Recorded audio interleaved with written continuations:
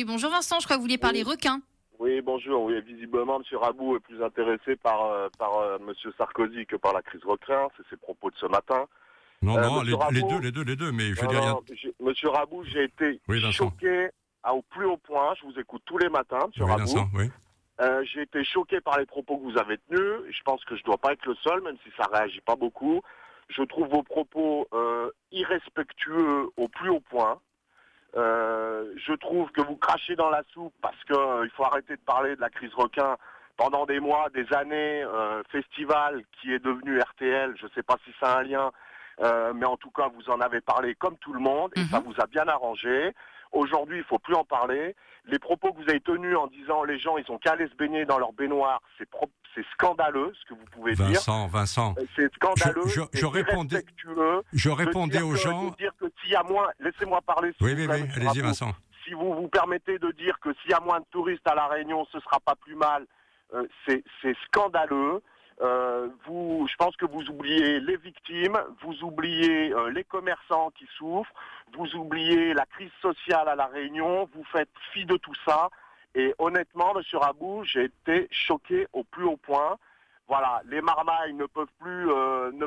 J'ai un fils, moi, qui fait du surf, Monsieur Rabou. Oui. Moi, je pratique pas. Mon marmaille, depuis qu'il surfe plus, il est en déshérence complète.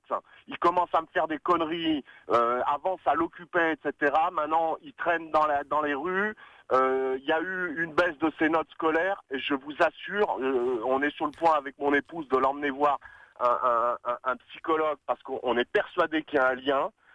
Donc voilà, je suis choqué. Vincent, outré. si je vous ai choqué, je m'en excuse platement, mais vous avez bien compris que je m'adressais à ceux qui disent qu'on ne peut plus venir à La Réunion parce que si on y met les pieds, on ne peut pas se baigner, on ne peut pas vivre à La Réunion sa vie de touriste. C'est la vérité. Mais on peut se baigner à La Réunion. Au monde où il y a une interdiction de baignade sur tout le pourtour, il nous reste 10 kilomètres de lagons pollués où il y a des poissons qui crèvent, où on balance de la crème solaire, etc. Mais c'est la vérité, Monsieur Rabou. Oui, mais pourquoi laisser croire aux gens de métropole qu'on ne peut pas se baigner du tout? Il y a des lagons à La Réunion. Je dis pas qu'il n'y a pas une crise du requin. Je dis simplement que de dire de façon, comme l'a fait le journaliste de M6, que la Réunion, on ne peut pas s'y baigner, ou comme a dit le patron du MEDEF, La Réunion est la seule destination touristique au monde où l'on ne peut pas se baigner, c'est quand même pratiquer l'exagération et le mensonge. Alors, c'est exagéré, mais partiellement. Boucan-Canotte, j'ai des images des années 80, c'était bondé de monde. L'étang salé, il n'y a plus un chat. Oui, Vincent, mais si... Vincent, moi-même, je me baignais, hein, Monsieur Rabou, Vincent, je peux plus me baigner. Si vous écoutez ça à Paris ou à Strasbourg, reconnaissez que c'est pas ça qui fera venir les gens. Parce que c'est de la faute à qui? C'est pas de la faute aux gens forcément qui en parlent, c'est de la faute au pouvoir public, Monsieur Rabou. Il y a un problème de communication terrible sur ce sujet. Excusez, alors il y a peut-être un problème de communication, mais si les choses avaient été prises en main dès 2011, dès le début de la grosse crise requin, si les choses avaient été prises en main par les pouvoirs publics, par les gens responsables, les élus, les collectivités, les associations, etc., on n'en serait pas là aujourd'hui. Aujourd'hui, on est dans le mur, Monsieur Rabou. Est dans le mur. Et pourquoi ce débat, comme ça a souvent été le cas à Saint-Paul, est forcément passionné? Il est passionné. Hyper passionné. Rappelez-vous à Saint-Paul. Il est passionné parce que on parle quand même de morts violentes. Vous faisiez une comparaison avec l'alpinisme, le ski, etc. Excusez-moi, on parle pas de la même chose. Se faire bouffer par un requin, c'est pas comme se casser la gueule à ski, hein, Monsieur Rabou. C'est pas la même chose. Donc c'est une mort qui est violente, qui est spectaculaire. Enfin, qui est atroce, il y a des corps qui n'ont pas été retrouvés, etc. Enfin, pensez quand même aux familles.